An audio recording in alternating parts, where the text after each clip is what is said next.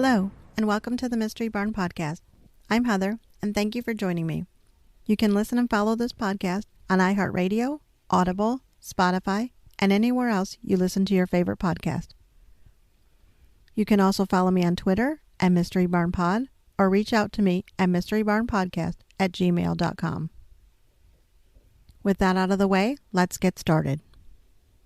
Our next case takes us to the small village of Webster, New York, where we talk about the details surrounding the unsolved murder of a young girl. Due to the content of this podcast and the nature of true crime, this may not be suitable for listeners under the age of 13. Please use your discretion. It was an ordinary summer evening in the small village of Webster, New York on August 8, 1995. There was nothing that set the day apart or anything to indicate that this would be the day that would change so many people's lives. But by the end of the day, the lives of Kelley Gaffield and those who knew and loved her would be forever changed. Before we get into what happened, let's spend some time talking about who Kelley Gaffield was. Kelley was born on July 25, 1979. I couldn't find details specifically, but I believe that she was born in Webster, New York. If I am incorrect on this, please reach out to me and I will make sure to correct it. Her mother, Chris Riley, talks about Kelley being a happy girl, someone who was kind with dreams for the future. She loved to do the typical teenager things and hang out with friends. She wanted a driver's license and enjoyed school. I read that she had wanted to get a job working at Burger King and had future dreams of studying cosmetology. Kelley had just celebrated her 16th birthday in the weeks preceding her disappearance. From what I gather about her personality, she seemed like a kind, bubbly, fun-loving girl who was a friend to many. She had many friends and enjoyed the time that she spent with them. So on that hot summer night in August, when Kelley came up to her mom in the car and asked if she could head up to the downtown village area of Webster to meet up with some friends, her mom didn't have a problem with that. It was a beautiful sunny and warm day, and Kelley was a good kid. Chris told Kelley to be home by 9:30, and Kelley replied okay and leaned in for a hug and kiss, and off she went for some fun with her friends. She had no idea that she would never see her daughter alive again. Because that night, Kelley wouldn't return home. When she didn't come home by 9:30, her mom knew that something wasn't right. The Webster police were soon called, and they began investigating. They spoke with friends and people who recalled seeing her around town that night. One of the last sightings of her were around 6 p.m. when she was seen walking into a wooded area behind the Phillips Village apartments.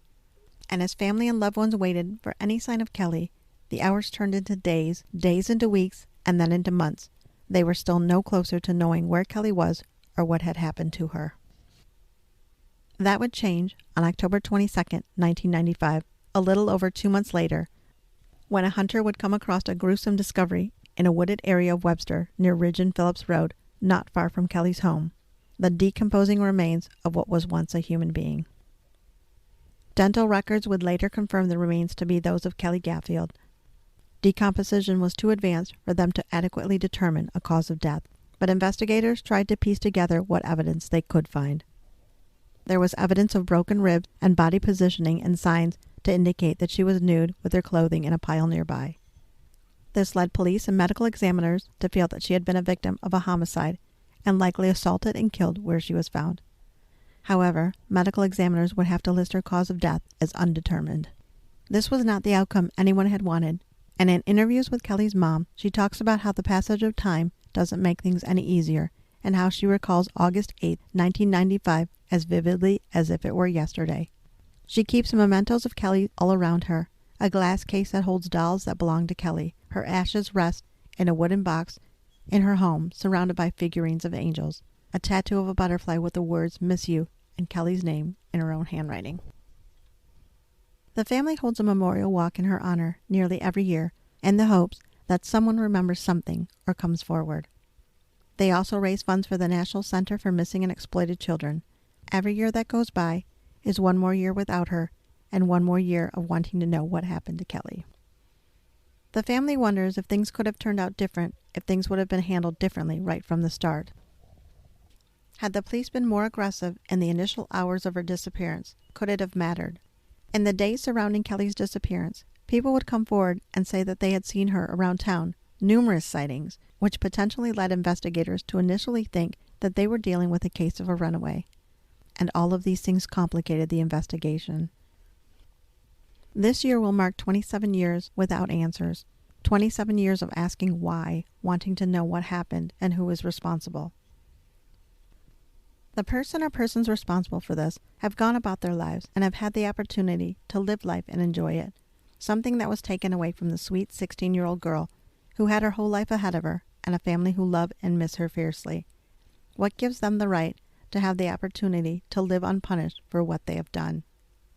I hope that someone comes forward. I hope that someone remembers something, a conversation in passing, some small detail that can shed some light onto what happened. Maybe they overheard someone talking about it, bragging about it, anything. It is very possible that whoever is responsible spoke about it to someone. It's been so long, it's time to do the right thing.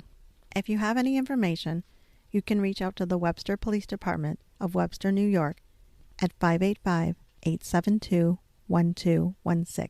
Again, that number is 585-872-1216.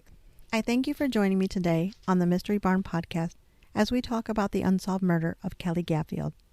I'm your host, Heather, and if you have any comments or just want to reach out with any theories or thoughts you may have, you may contact me at mysterybarnpodcast@gmail.com or find me on Twitter at mysterybarnpod. I've enclosed sources used in the podcast show notes. The music for this podcast was provided by Chamika Music. You can find them on Instagram at Chamika Music. Thank you, and we'll see you soon.